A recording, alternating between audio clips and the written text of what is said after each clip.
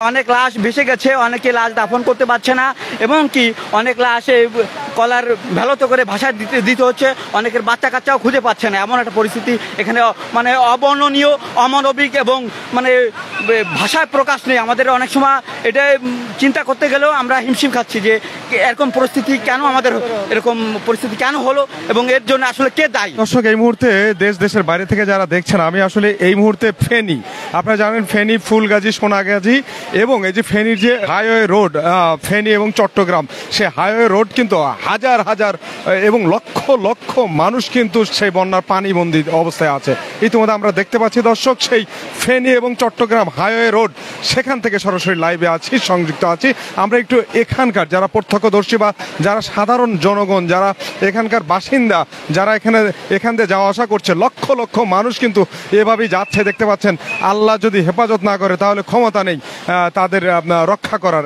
এমন একটা ভয়াবহ অবস্থা আমরা ইতিমধ্যে এই ফেনী এবং চট্টগ্রামের যে এই রোডটা, এই রোডের দেখেন পানির যে গতি, সকাল থেকে কিন্তু পানির গতি খুবই ভয়াবহ ছিল। আমরা যদি একটু আপনি আসলে কোথা থেকে আসছেন? আমি খুলনা থেকে এসেছি। খুলনা থেকে আসছেন? জি জি। কোথায় যাবেন? চট্টগ্রাম। জি জি। যেতে কি পেরেছেন? না, এখনো যেতে পারিনি। মানে কি সমস্যা হচ্ছে এই বাঁধ ভাঙা পানি, এই তীব্রতার কারণে এখানে অনেক জায়গায় বুক পর্যন্ত পানি হয়ে গেছে, যার কারণে গাড়ি টাড়ি কোনো কিছু যাওয়া পসিবল হচ্ছে না। আপনি কয় ঘন্টা হলো এখানে? আমরা এই সকাল ভোর থেকে অপেক্ষা করতেছি। এই যে ভয়াবহ যে বন্যা, এই যে বন্যার যে একটা মানে প্রখরতা, এটা কি আসলে এর আগে দেখেছেন? না, এর আগে কখনো এরকম তীব্রতা দেখিনি। বন্যার তীব্রতা আমাদের মানে জানা মতে বা আমাদের মুরব্বীদের কাছেও শুনেছি যে এরকম তীব্রতা আগে কখনো হয়নি। অনেকেই নাকি এখান থেকে ভেসে গেছে, এতটা।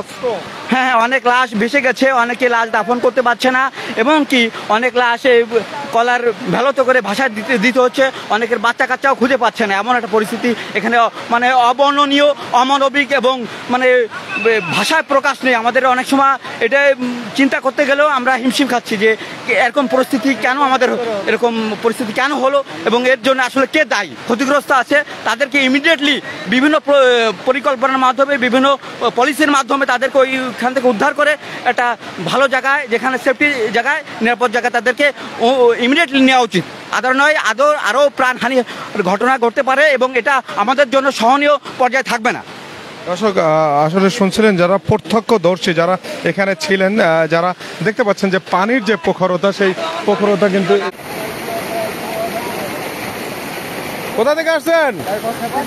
হ্যাঁ, গস্তা। কয় ঘন্টা?